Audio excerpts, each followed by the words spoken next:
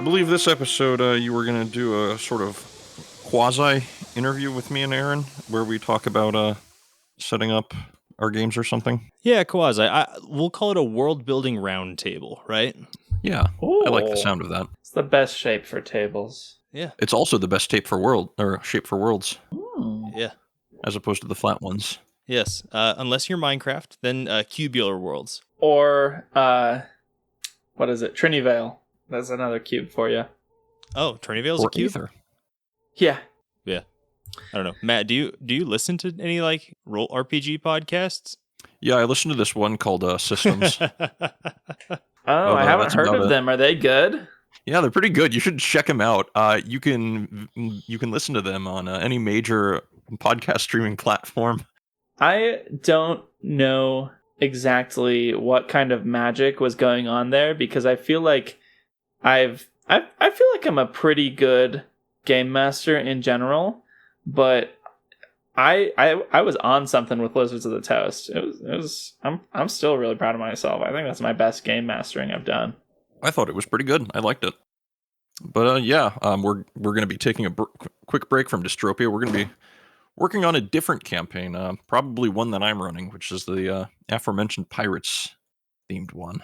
Which I am very excited for because pirate stuff, it never gets old for me. I think pirate stuff is always fun.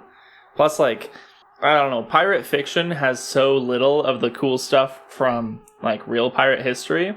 So there's always more to draw from to make it fresh. You just, like, get an ounce of pirate history in there, and it's like, oh, wow, I've never seen this before.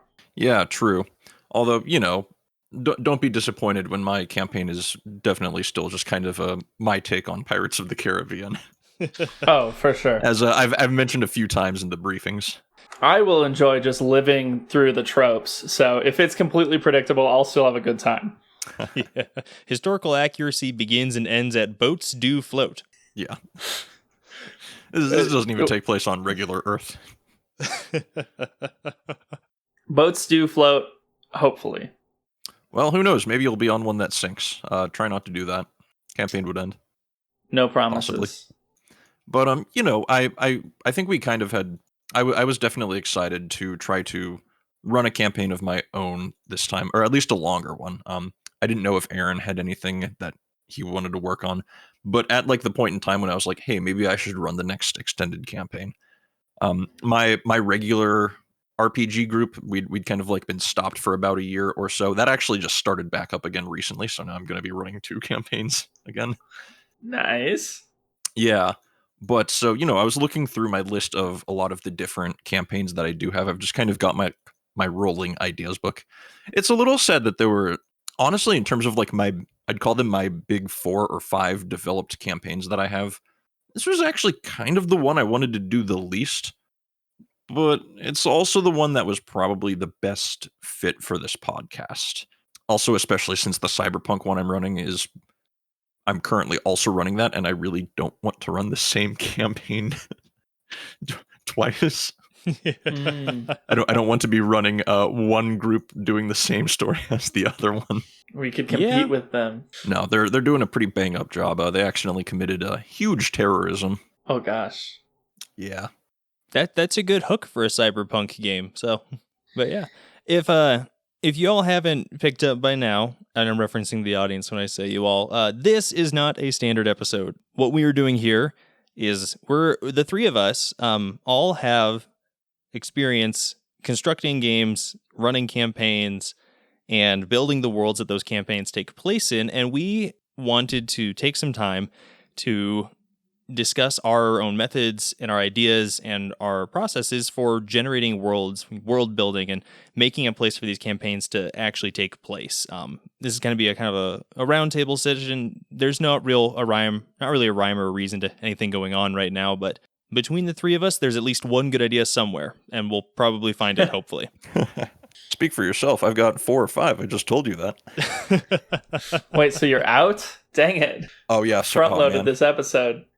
I'm excited. I definitely wouldn't say that I'm like a top-tier game master, but I have my moments, and I'm excited to hear what you guys have to say. Yeah, and I think off the bat, we should just define our terms, get started on the same foot. To each of you guys, what is your personal definition of like what is world building? When you say or read, like I'm building a world, I'm creating a setting or whatever. What defines that for you? For me, this is often the crux of why I like to run campaigns in general, and why I tend to actually like to GM more often than I like to play.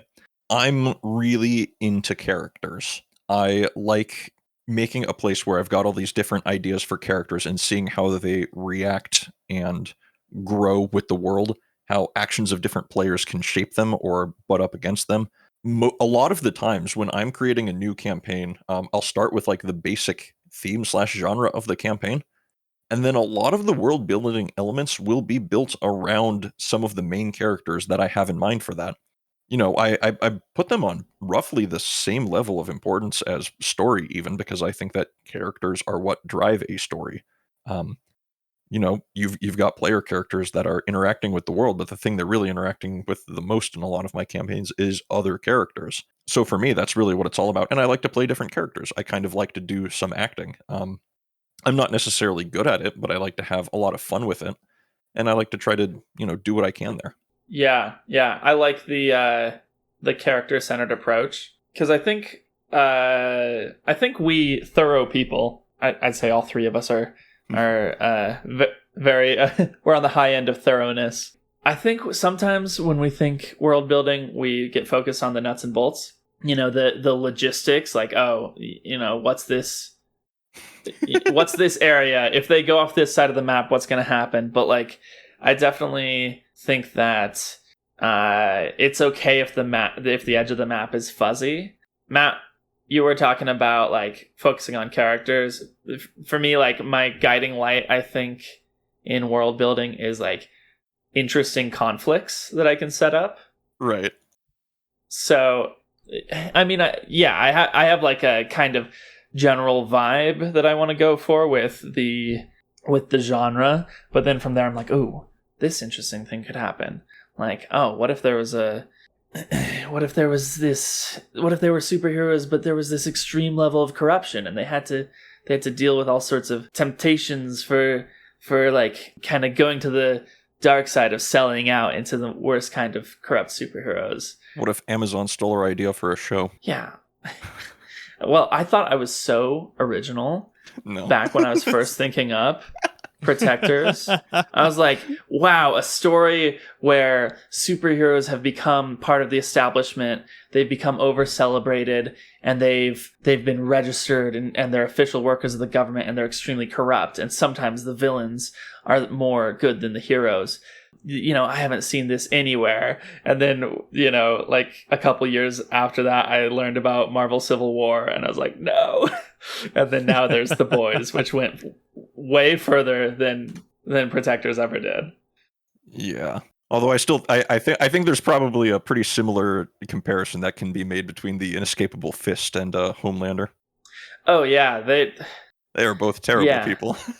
I want to jump back to what you said really quickly about maps and like worrying about what's on the edge of the map. I'm going to share this in the PC chat quickly. This is the map that I have for the Cyberpunk game that I'm running. Viewers, it's just a very complicated city map. There's a lot to zoom in on there. I love this. There's like 18 sub-districts, each one which has like 5 neighborhoods or something. So there's just a litany of locations that the characters can go to. This is in conjunction with, a map is pretty important for this kind of game. There's a lot of places you can go to in a big cyberpunk city. Facets of world building that don't matter as much. Building out a radio station with 216 different songs on it and creating a random roll generator that anytime the characters are in the car, it pulls up one of the songs they listen to. My gosh. Matt, just remind me if I ever make a video game to have you be the writer behind like the background world. Because that's the level of detail that works in a video game, but is completely and utterly pointless in an RPG. But big thing. You say it's pointless, but it's kind of also these are the kinds of things, especially the stuff that some of your players love and might latch onto, that end up potentially ballooning into bigger things. So one of the 36 in the random roll generator, there's 6. It's a 3d6. There's 6 radio stations, each with 6 bands who each have 6 songs. So whatever 6 cubed is, I think that's 216. And so on one of the roles that I landed on, it's a like a hyperpunk girl group called Don't Kill Ellie. And one of my players decided that as she listened to it, she was a huge Don't Kill Ellie fan. And it just so happened that in a later campaign, I decided, okay, well, if she likes that, what if I have this confrontation between one of the band leaders who's sort of like a really twisted take on like a Harley Quinn sort of character. And they interacted with her, and now that's kind of spiraling other things out of control just because of this decision I made. Like, well, one of the characters likes this 1 in 216, well, I guess 1 in 36, if you will, chance on this radio generator that I made. So it's, it's a small thing, but it's also finding its way to evolve in the campaign and become its own sub-story. Yeah, nice. It's always interesting when you see those bits that you don't pay attention to or you think are just kind of cool fluff, and they end up coming to the forefront and becoming the favorite parts of a player character. It's you can't anticipate that kind of stuff. You can't plan for players to latch onto this specific thing very often. Yeah. And it's one of those things where it kind of belays the the point of world building is not exclusively to make things only for your characters to interact with. It's to, at least for me, it's just to kind of figure out how the world that the characters like live in, how it works. Because, bouncing off Aaron's idea of, a map shouldn't be complete. There should be holes in it. The edges should be fuzzy, and you shouldn't necessarily know everything that's going on in there. But if you know the framework, you can improvise when your players go into a place that you haven't thought of yet. See, that's the part that scares me the most, though, actually. Even though I think I'm pretty decent at improv, and I'm not too shabby at coming up with a session if I am kind of worried that there's a lot of different avenues they can take. That's always the part that worries me the most. I definitely try to avoid being a railroady DM. I hate the idea of being a railroady DM, but I also do worry sometimes. I'm like, oh, if they go off the script or do things like not the way I kind of intended, that'll diminish my ability to tell the story that I want. That's the fear of GMs. That's why sometimes there are those that will railroad. So I don't know. Sometimes that's why I can't make this excuse for the radio, but for the stuff like the map, I'm like, I need to know, where they could potentially be going, what might be in these locations, and some sort of way to scrounge together how this ties into everything else. I'm kind of bad at understanding how my own worlds work sometimes. What I am good at is understanding how a lot of the characters interact with in there, though. And that's why I think my worlds are often based around the characters and a lot of the other fluff that I add in. Yeah. To railroad or not to railroad? I feel like that's the ultimate question. And it's hard, honestly. My campaign Protectors was pretty railroady. I hope it didn't feel super railroady, but like, I definitely had a pretty good idea of where the plot could go from the very beginning. And like the bullet points that were in my head, you guys hit all of them. I think there was only one point where, and this was like 5 years ago, so we've, grown up and learned a lot more since then. I thought, yeah. I think there was like one point where I was kind of like, could you like not? That's when like the good boy was like on the phone with whatever the computer lady was. And just in my head, I was kind of metagaming a bit. In my head, I was just like, I know this is going to turn out this way. I don't want to do this as the player. Mm-hmm. And you kind of just made me do it. Yeah, definitely went a little bit far to the dark side there. And now I'm in my GMing now.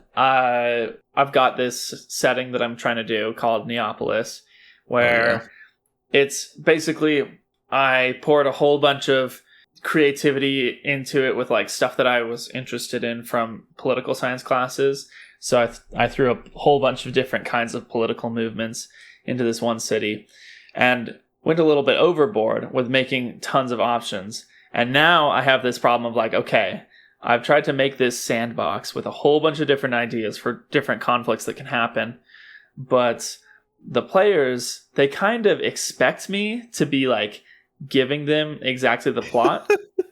And so if something happens that's unexpected, they're like, oh, okay, well, we need to do this. And I'm like, for example, recently, the players came in possession of like some plans for a magical thing that could be built, like some like apparatus to apply a healing potion automatically. They get super excited and they're like, oh, now we're gonna go figure out how to build this. They meet this wizard and they're like, how do we get this? And the wizard's like, well, it would cost a ton of money for me to make it. And they're like, well, what could we do for it?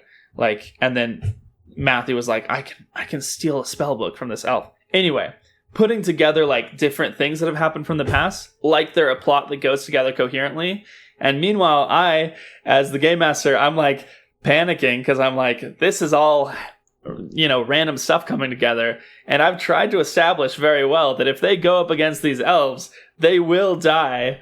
I don't know. It's like I'm realizing why railroading is such a tempting crutch, because at once I'm like trying to establish like this world and this consistency and trying to give them hints and not tell them what to do, but at the same time I'm like, man, these players are going to walk into a disaster, and I don't want to just like water everything down and make whatever they want to do possible. I don't know.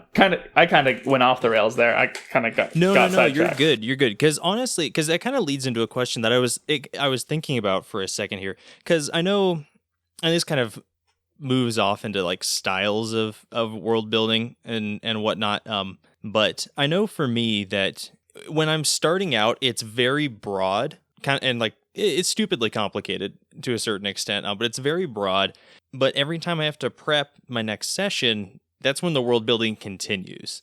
Do you find a similar thing, Aaron, where as you're going through the game and your players are spending time in particular areas or on different things, that you are building the world in those areas where they're exploring? Or is it more just like get her down on paper, figure it out once, and then let the players just trek through it? Oh, definitely the former. I mean, I do randomly develop parts of the world that the players aren't going like the direction of, just because I've got a world that's really interesting to me. So I every once in a while get daydreaming off of like, oh, what are the hell realms in this world like, even though the players are never going to go there probably. But definitely like, it's kind of like, the players are walking forward constantly and I'm reaching out and putting another like slab of sidewalk right where they're about to step, right before they walk off the abyss into like, oh, I have no plan for this. It's really, one thing that's really perfect for me is like strategically having the end of a session come up, because they'll like go in some way and I'm like, oh, that's new. I don't have that planned. Like what exactly is down here in the sewers? And then I'm like, oh, well, that's a good place to wrap up for today. Like, I'm feeling satisfied. And they're like, yeah, this was good. And then I'm like sweating, like, oh, they don't know that I have no idea what was going to happen. Like, now I have a whole week to figure out exactly what's down here. Yeah. It's those are the best. Is it the same way with Dystropia? 100%. The general idea when it comes to world building for Dystropia, and frankly for any of the games that I run, is I'm like Matt. I really like maps. I like being able to point at a place and say something is here. I don't know what that something is. I don't know what that something does, but something is here. But it's just things are penciled in. Names and things that are unimportant just end up fading into the dust. Interesting. Yeah, we can take New Pittsburgh for example. When I was building that city, because with Dystropia it's a little bit different than other games I've played, because when I'm world building the cities that the crew is going to, I have to think and predict a couple of different methods that you guys could wreck it and build those in. Because like for instance, New Pittsburgh. Part of the thing that I figured out with New Pittsburgh was it's on a river. This is post-apocalypse. They're running off hydroelectric power, 100%. It has to be that. From things we've established previous with weather patterns, it's too inconsistent for solar, and the technology is it's not set up for that. So it has to be hydroelectric, and you guys never even remotely went near that. Yep. I had no idea that was a thing. Exactly, right? So that part of the world building, it was put in there, it was penciled in, and then turned into dust and blew away on the wind. And didn't, and like it was part of world building, but I built the world out in the direction that you guys were moving, because that's where we needed the world to be. Yeah. It's interesting. It's very Interesting. similar. I've been reading Brandon Sanderson's Laws of Magic recently. They're very wonderful short essays on building magic systems that make sense and feel like they have weight and consequences. I'd recommend you read them if you plan on doing anything narrative whatsoever, because it applies to more than just magic. Yeah, they're very good. His final law deals. It's actually a counterpoint to world building, where he says that world building can be a bit of a disease if you spend way too much time in it, which is true. The thing he hammers in on that final and third law of magic is expand, don't add. And I really like that, because it's instead of having a zillion knickknacks that aren't really connected to anything that's integral to the plot or the theme or the characters, the world or your magic or whatever gets expanded in the directions that are connected to the important parts of your story. Yeah. One aspect of Protectors that before I ran it, I thought was going to be pretty important was the logistics of getting by as newly minted superheroes in this city. Because I was thinking, oh, this is going to be a big source of motivation for them to like fall into the corruption aspect of it, because they're going to have like so little money. They're not going to be able to afford good gear. They're not going to be able to take care of their part of the city well. They're going to see how their resources expand as they have a better relationship with the government agents that assess their work. And then we started playing, and then I realized that I wasn't interested in calculating their rent. They weren't interested in like really caring about how it adds up because of the number of blocks that they are superheroes over. Provides this amount of protection taxes. And listeners probably wouldn't be interested in having me read off a spreadsheet. And so that never happened. That never got developed further. And instead, we got a lot more detail on like, oh, what are the different members of this other team, and how are they being like sucked into the whole system that uses sidekicks and stuff. So yeah, that's where we went. With me, I don't know if this was the case. This was partially the case with Dystropia. I don't think it was the case with Protectors, but how do you guys feel about leaving your endings kind of open-ended? Not in terms of like there isn't a clear resolution, but in terms of the general sense of the story. You more so kind of want your characters to start picking a path and then working towards that and like narrowing down the options that can happen before presenting them with like kind of an ending. Yes. Based on their actions. That's the good stuff. Okay, Trent was talking a little bit about Brandon Sanderson earlier. I'm going to reference another Brandon Sanderson thing. Nice. When he writes a book, he usually starts out with some like images in his mind of like, this could be a really cool moment.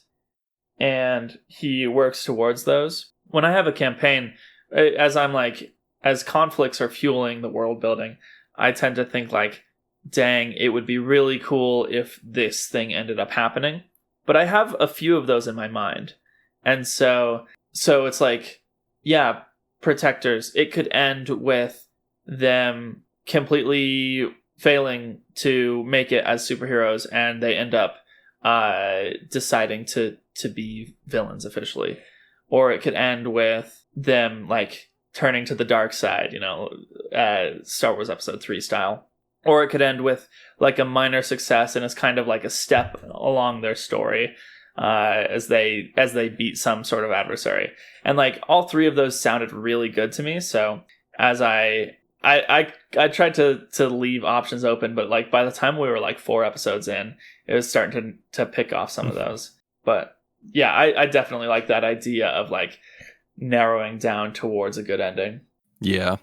I really like to leave things fairly open to my players sometimes. Not too open, but sometimes. Normally what happens is I plant a lot of the major story beats, and then it's kind of I don't necessarily what I do is I kind of know how I want to work towards a lot of the story beats, but I don't necessarily plan like a lot of the sessions too far in advance. I'll usually only plan like the next session I'm doing and then build off of whatever happened there. Yeah. And that's kind of how I work more towards the parts of the stories that I do want to tell while still letting my characters influence the things that they want to without it being Yeah. like too railroaded or too open-ended. Yeah, I I learned very quickly when as GMing to not be precious about your ideas for a highfalutin awesome story when you're building the world and your players haven't even touched it and it's pristine and beautiful.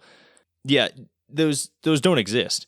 Uh, your players will Yeah. gladly they will gladly enter the playroom, immediately go to the paint cabinet, smear their hands in paint, and just do whatever they want. But see, that's It's what so I love beautiful. about that's what I love about focusing so much on the characters, though, because that's something you're most of the time, unless you're playing with truly unhinged people, which I don't, fortunately. Not a huge amount of unpredictably terrible things are going to happen consistently to most of your characters. Yes, sometimes bad things can happen, but most of the time, the interactions will go relatively as planned, and if not, something unexpected that's kind of nice can happen. Um, but generally, like if you've got down a lot of the characters' main things that you need, like their motivations and their characteristics and all that stuff, there's not a huge amount a PC can do to mess with that too much. hmm Usually, Yeah. exceptions apply. But Asterisk, asterisk, asterisk. Yeah, I guess that kind of leads me to a question. So I'll ask the question, then I'll explain myself to give you guys some time to think. But how would you describe your style of world building? Because I know for me, what I've developed over time, and that's just how it works. You have to develop your style of world building over time. I think of the like defined geographic place where something is going to happen, or like a game is going to take place. So I'll use an example for a game that I'm working on currently, and this is no one's going to play this. Maybe someone will, but I'm just thinking of it because I enjoy world building. But I wanted something kind of isolated and out there, so I picked a place that would make sense to me out in the middle of the wilderness, and then I went, okay, my world building style is to scatter a place full of characters and people that will make drama and problems for the characters later down the road. And so, I'm building this town in the middle of the Canadian wilderness that has these dark secrets and this stuff going on beneath the surface. And I'm sitting there world building, and I just have this like list of 15 things, and they're just archetypes. It's like I have the believer or the witness, the crooked cop. It's these big, chunky character archetypes, and that's my version of world building. It's like I know where stuff is, so that way if the players want to improvise or go somewhere, I can tell them where it is. And then I know the major players that the characters would be interacting with, and I know them emotionally. Like I know what kind of person they are. It gets fleshed out as the characters interact with them, and that's the kind of world building that I've gravitated to over time, where I know enough about the major parts of the world that the players can just explore it and do what they need to and not feel hindered or encumbered by a whole bunch of details that don't necessarily apply to them. right, I like that. That makes sense. And yeah, as you mentioned, everyone's got a different world building style. And I don't think it was until just now when you were kind of talking about that, and I had to think about it a bit. I'm pretty bad at explaining how I do things, just as a principle.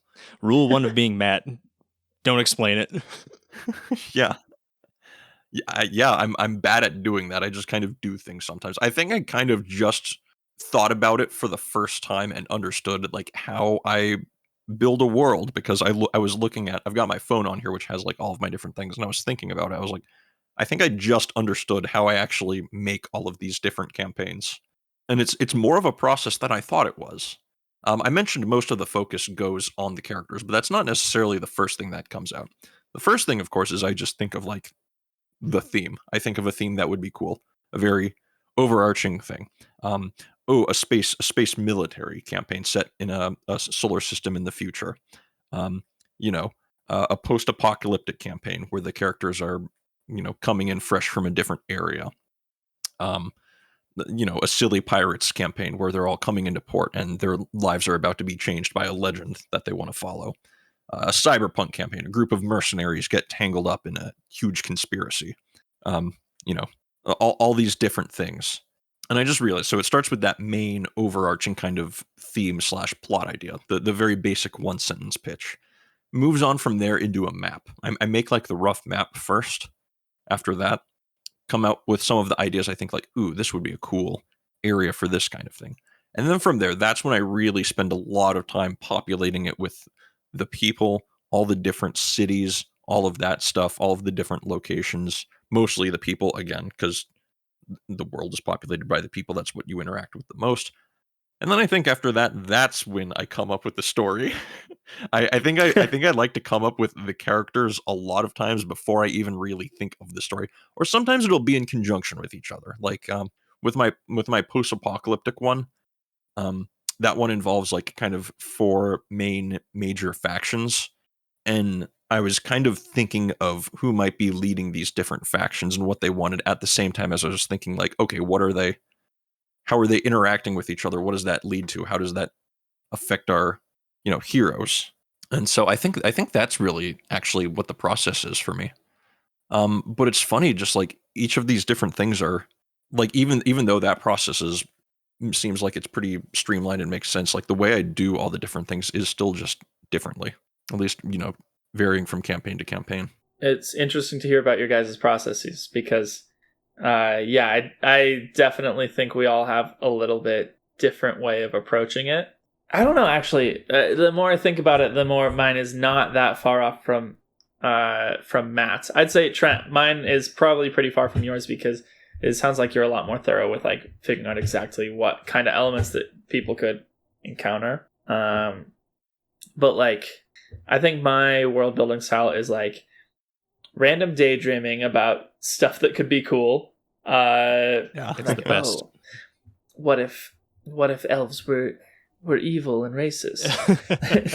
Ooh, how could that be more interesting?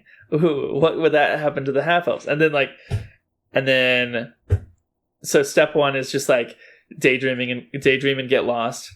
And then step 2 is like turn that into like cool like surface level plot or like imagery plus interesting threads to pull at underneath the surface. There's got to be threads to pull at. It doesn't matter how simple. I mean, Matt was there one time when I planned a one shot. It could have stood on its own. There's a story about some people, some mercenaries that their job is to break sieges. There's already magic. It was already interesting, but I just had to have some secret thread about the plot with an alien and time travel. I remember I basically retconned that ending from my head. In my mind that didn't happen. We finished that session. Yeah. There was no part 2 or follow up. We finished that session. It was a good Jester the Jester, one of the greatest characters of all time. His story ended exactly how he wanted it to. Gosh, yeah. But it's funny that like as we all like kept talking, our strategies for making a world, they kind of sound similar. But I think you're right when it comes to it's like the fact that the way that you do it and the way that Matt does it and the way that I do it, they all start from different like kernels. You and Matt have a very similar kernel where you go off the theme, and for whatever reason my kernel is not the theme but the setting. They all end up in the same place where we're generating things for the characters to interact with. And I mean, ultimately that's the point of world building, right? We're not building these worlds just because it's cool or fun, even though it is, and it's cool and it's fun, and making this stuff that no one's ever going to play is sometimes entertaining.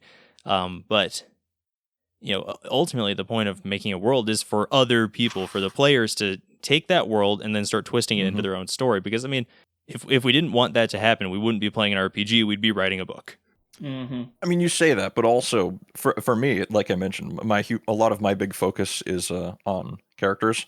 I do it partially just to act out some of these things that I think are good ideas, and a lot of times are honestly kind of just funny. A lot of what I do is just jokes.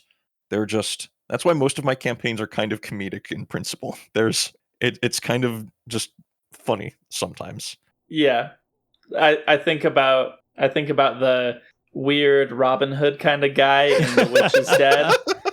I'm just like, Matt just wanted to throw this weirdo in here. Doesn't have anything to do with the plot. You guys met Robert Hood or something. Uh-huh. He journeyed with you to the first dungeon, in which the door fell on top of him. He died. Oh wait, you're right. There are two different weird Robin Hoods. That one, I was thinking the one in The Witch is Dead that was like up the wizard tree. in a hat. Oh yeah, that's Rob. So one of the things that you have to know about me is when I recycle ideas a lot, or at least rather I have recurring jokes in a lot of things. Some variation of Robin Hood, a comedic Robin Hood, shows up in every single fantasy adjacent campaign I run. Oh my gosh. Every single one. And I'm just hoping... I've run a few of those. He's shown up, I think, 5 times in my games. Well, this is very good news to hear that you recycle these ideas, because I was very disappointed that I wasn't there in the campaign you ran where everybody ended up meeting the great wizard Sarcasmos. No, I never ran that. Oh, wait, Sarcasmos never showed up? I have yet to run a campaign that has Sarcasmos in it. He's always been tucked into my pocket. I have never actually used him yet. He's always floating out there on the gray edges of the map. One day, Sarcasmos the Great will appear in a fantasy campaign of mine. I'm so excited. But I need to, again, a lot of it is I like to do these stupid jokes. They're littered everywhere with dumb things like character names or places, or just all of these ridiculous ideas that I have. I'm going to tell you this now, and I'm going to try to avoid really saying much here. But the fundamental basis behind the Pirates campaign that we are about to do is based almost entirely off of a Halloween costume. The entire existence for the next session we are doing is based off of 2 things, basically. A Halloween costume and some funny old 4chan green text post, which it's like some guys were just talking about what Pirates of the Caribbean would look like if it was an RPG, and it was just a ridiculously stupid story. Oh my gosh. These 2 things combined are basically what makes what I'm about to run next. Halloween costume. What? It'll make... Yeah, don't think too hard about it. Oh my gosh. It's just all about the characters for me. Whether they're serious or funny or incredibly stupid or Robin Hoods. That's what I'm all about. That's my jam.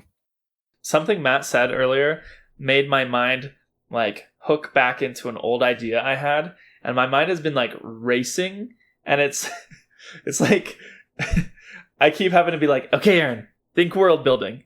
Come back to world building. Don't go back to game design. Come back to world building. So game design. If we wanted to switch gears and just have like a little post podcast where I throw a game design idea at you guys and you tell me what you think, we can. But also that would be completely derailing things. We'll throw it on as a half episode later. That's exclusively for the non-patrons. Oh, are we getting a patron set up for our 10 listeners? Hey, there are a solid 20 people subscribed on Spotify. 20 people? Yeah. I wonder who they are. I know Tyler. I know. I'll say his full name. He'd like it. Tyler Bruce listens to us. Oh, cool. He's one of our shout out to fans. Tyler I'm going to cut this out from the podcast anyways, but I mean, actually, no. We'll leave it in. No. Okay. No shout out for you, Tyler. Yeah, I'll shout out leave this redacted. in now. Now that we've now that you 2 have committed to the bit, I'll commit to the bit too. Tyler, you're a bro. You're a homie. I don't know who this is. You're one of the real ones. Also, to the 7% of you. To the 7% of you in Sweden that listen to this, you are also homies. So, okay, I want to throw back to that quickly before we continue on with more world building stuff. Remember that time we got, what was it, number 16th most listened to weekly for Apple Podcasts Oh, for yeah. gaming in Sweden. Yeah. It's because I shared it with one of my friends in a different server who's Swedish, and he's like, "This is good. I'm going to share it with some of my That's friends." awesome. And that's the whole reason we got it, because I shared it with one guy who shared it with like 2 more guys. I think we need to all learn Swedish. We need to lean into this. This is our There you path go. to success. Jag tycker om svenska. That's all I learned on Duolingo from like 2 months of Swedish. Probably not even saying it right. It's probably not even comprehensible.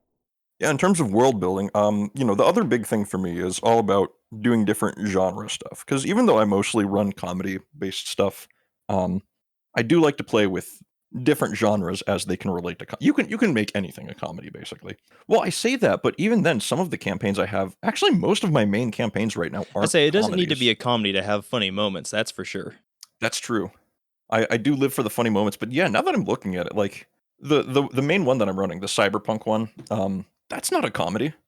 Yeah, there are funny moments in it, but it's been kind of dark. Fun times. Okay, here's my question. I guess my final question that I have. If you guys have questions, it's roundtable. Feel free to ask them. Are there any specific tools that you use or enjoy using or find make world building an easier task to do? Shout out to fantasynamegenerators.com. Oh my gosh, amen. 100%. I hate trying to think up names. That's it. I've got one. It's fantasynamegenerators.com. I don't even necessarily like directly take anything from it. I actually mostly just use it for inspiration, because a lot of times I'll read something and I'll like tangentially relate that to something else, and that'll be the name of it. So as an idea, I don't use it to like directly name things, but I do use it a ridiculous amount, because sometimes you just have to keep clicking that refresh button until you see something that's like almost, oh, but what if I variation this a little bit? There's nothing that makes my brain just blue screen more than having to come up with a name on the fly. Oh my god, it's the worst. Every time I'm always like, I don't know, his name's Jim. This is get off my back. Yes. Yeah. This is Paul Lasname. Says John Helsing. What I've had to start doing recently is come up with like a reserve list of names just in case. Doing that is That's the so best smart. until you're like, these all suck in the moment. They're terrible. Yeah. God, and it's always you come up with a dumb name and then they always love the character. I actually have an idea that I haven't put into practice yet, but I want to make a chat GPT thread that I just like I tell it like, okay, in my world, the general setting is it's based largely on the Byzantine Roman Empire, and the elves are based more on this, and these dwarves are Russian and stuff, so that in the moment I can just be like, give me a dwarf name, and I don't have to like think about it, and it can just like spit one out for me. That's right. Yeah, that's fair. That's a good idea. I've done similar things with that. It works pretty well. Okay, good. Just to go back to like fantasy name generators quickly here, like I'm looking at, I think I've mentioned there's like 10 pirate captains that could or could not be featured throughout the pirate campaign. And it depends what you guys do with the story. Maybe that's an arc you want to follow or not. But like I'm looking at like the names of their ships and like the pirate crew names, and I can tell by looking at some of these which ones are like names that are inspired from there or not. Like it's, the pickled herring, that's not coming from that. I know what that comes from. But like, what's the other, like the Black Rose Bucks, like that's totally, I almost distinctly remember taking that one from Fantasy Name Generator. The Salty Seagulls Neptune's Disgrace, like, come on. What? Yeah. Gosh. Yes. And then we've got the Monkey Bunch. Good ones, yeah. No, yeah, I like Fantasy Name Generator, except for I hate scrolling through the like Fantasy Name Generator is absolutely beautiful, except for when you have like a very specific idea and you go looking through their because they have like 400 different drop downs for how their names are generated, and of course the one you're looking for doesn't exist. That's just how it works. So like Fantasy Name Generator first, second Chat GPT, it does a great job. I use 2 different tools for generating maps. Gosh, one of them is called Dungen. It's DUNGEN.app. And it does great for your like Dungeons and Dragons style kind of like 2D maps that are for like dungeons or enclosed spaces. They work really good for that kind of thing. It's nice and customizable. You can download it in several formats for images. It's wonderful for that. The other one that I really like, I think, Matt, you use this one as well, the City Generator by Probable Train. That map that I showed of the Cyberpunk campaign map, if you look closely, you'll see that's entirely built with that. I just added gaps and holes. It's a great tool that is overly complicated for what it is, but it's fabulous for procedurally-ish generating like a super dense urban environment. It's really only useful for that, but like a Cyberpunk campaign. Yes, Cyberpunk exactly fits it wonderfully. In our case, post-apocalypse for dystopia, it works pretty well because we need dense populations, and so we use that kind of tool. Those are kind of the tools I use. I do want to throw one more tool that I use in one campaign out here because I need to like this one can only be run in person, which is kind of why the main reason I didn't choose it for running it on the podcast. But it needs to be run in like my living room where the TV screen is. This is one of the older campaign ideas that I have. This one was kind of inspired from a different friend's campaign he was doing, which was evolved from a different one I was doing. Basically, the point is it's the space military campaign.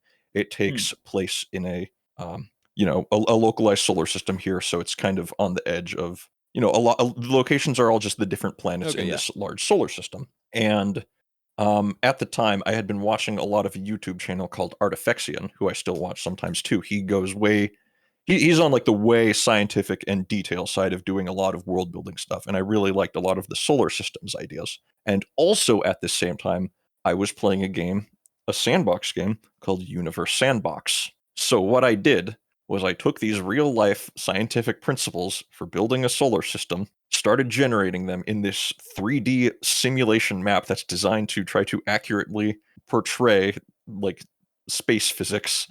And I built a 3D map of all of the planets and worlds and moons in this large solar system that are all visitable locations, and all with like accurate real-time physics and other things that are happening to them. All of the things like simulated environments. And that is overkill, and I love it. Why are we not already playing this? Because I don't really have a great way to show you the map without frying my computer and also doing Discord. If I could run it for you, I would. Because again, this is also just one of the campaigns I've built out the most. But it's the whole thing is just built in a giant 3D map. It's awesome, and I really wish I could play it. It's so cool. Heck yeah. Perfect. Do you guys have any questions that you want to discuss for world building or anything like that? I don't know. Just any last thoughts on any cool ideas you've got in your back pockets? Cool ideas for campaigns? I always, again, one of my favorite things is just all of the different ideas that I've got. Even though they're all relatively normal, it's just cool to kind of, talk about some of the ideas you've got, some of the campaigns you want to run someday if you can, and why. For me, I mean, I've got too many ideas, but like the main thing is someday I want to have the opportunity to see players like in my game get to discover way more about their character than they ever planned initially. That's my number one role-playing game bucket list item. Because like I play with people who have really, really like fun ideas for like initial character creation. And then, we play short campaigns, like 8 or 12 episodes usually, sometimes a little bit more. And so they just kind of run based off of their initial ideas. But I really want to see that like magic happen where it's like something completely new. Yeah. That's why you got to throw trials and tribulations at your characters. I think you got to force them to change sometimes. Yeah. What you got to think about, like, what would that person's character do in this moment? What matters to them? Yep. And then force them to make a tough choice. Indeed. Yeah. Gosh, ideas that I've got kicking around. I already talked about one a little bit. I like to title mine because it's fun. Yeah, no, isn't it great? So like the one that's set in the Canadian wilderness that I talked about a little bit earlier. It's titled Conspiracy, and I've been kicking around for a little bit. I think it's really fun. Like I said, it's a game about the effects. It's a game about, or it's a setting. It's a setting about the effects of keeping secrets on a community. So I think that one will be a fun one to explore if can ever get people to do it. Another one that I've been working on for I'm sad to say it, but the better part of 3 years at this point. It's a game that is more or less just a direct rip of Aragon. It's called The Last Dragon Rider. Again, more or less a direct rip of Nice. Aragon, but it's in a world that I've been just kind of slowly chipping away at for years. And so it's got, 2 continents, 6 countries. There are 20 or 30 towns in each country. The roads between every town is mapped out. Nomadic tribes in the deserts, weird quirks for the different cities, like all that kind of crap is laid out, and it's in a world that no one has explored ever, and I don't know if anyone necessarily will, but I enjoyed making it, and it's there when I need to, run a game that's 100% just Aragon. Yeah, I mean, like a few of the ideas that I've got. Obviously, one of these days I should learn the name of the campaign by heart. Pirates of the Fictionally Distinct Tropical Island Colonies. That's like I said, I've got like 5 mostly developed stories. One of which I'm currently running. One of which I did already run, but is still there's like more adventures to be had. Like the world is done. There's just a new story that needs to be written. That one's my very doesn't take itself seriously. Fantasy comedy one. That one's just called Aeolian Adventures. That's the one I ran with Jeremy previously. That was a good one. Gosh, there's funny stories for that one. The space military one, which if you actually look, I sent some screenshots of the Universe Sandbox 2 projections just to kind of Freaking give you rad. an idea of what that's like. I saw it. So yeah. cool. That one's called Ada Ignition. That one's about a solar system that like used to be. It was in like a golden era of science and tech, and it was just doing really well. And then one day, like their whole solar system power generation like shut off, and they just collapsed into an entire state of disarray and anarchy and fragmented apart. And now they're like kind of slowly working their way back up towards like a new era where it's like, okay, we're getting technologically advanced again. Maybe if we find like the old reactor, we can be great again. But the problem is now there's like different factions that are looking to try to seek out where this old like engine lost of time was. Grand Mendoza it's basically my take on a Fallout campaign. That's the post-apocalypse one. It's basically just a Fallout campaign, but kind of my take on it. Dream On is the cyberpunk one. That one's also, you'll find a lot of times a lot of my games are inspired by RPG video games. Alien Adventures is just comedy Skyrim. Grand Mendoza is just Fallout 4. Dream On is just Cyberpunk 2077. They're all just my different takes on these games. I played them. I'm like, yeah, that was fun, but if I could change things, this is what I would do with them. Well, that's the fun part of being a game master. You can do that. Yeah, exactly. One of the Ada Ignition is one of the ones that doesn't follow that. That's I can't really think of anything explicit it's based off of other than a different Friends campaign I ripped off because he said I could. And then Ars Arcadium, which is it's like based in 80s New York City, and like there's wizards and wizarding is outlawed, and the government is trying to like capture all of them. And you guys are wizards, and you're trying to hide from the government. Oh, interesting. That one's also probably pretty weakly developed at the moment, but I think it features probably some of the more fun character building and limitations, and like solid antagonists out of all of them. That's the thing. In most of my games, there isn't necessarily just an antagonist, or at least not like a grand antagonist. There's usually no huge big bad until kind of closer to the end. In this instance, no, there's definitely a big bad up front. Fun tip for GMs. Think of one of your favorite players and create a campaign that spites them. Well, with that beautiful piece of advice, we're going to wrap up. World building. Do it however you want. There's a couple of good ideas. Hopefully you found some good advice. Hopefully you also found some terrible advice and decided to never do some things we say. That's probably the best way to take anything we say as advice. Yeah, please don't spend most of your time working on 216 songs for your characters to listen to for about 5 seconds. But if you do, I love it. To our 20 listeners, what are your favorite world building suggestions that we didn't include? Share them with us by opening your window and shouting it into the wind, because we all hate Twitter. It's X None now. of us use it. It's X now. Or send us a voice message at what's the the Anchor FM link? Yes, actually. So if you go to the show notes of every episode, there's a link you can click to send us a voice message that we can listen to, and even if we want, we can put it in the show. So if you guys ever want to do like a straight Q&A thing, we can do that, and you can literally send voice submissions. It'd be pretty rad. I like it. Wow. But It would. for now, thanks for listening.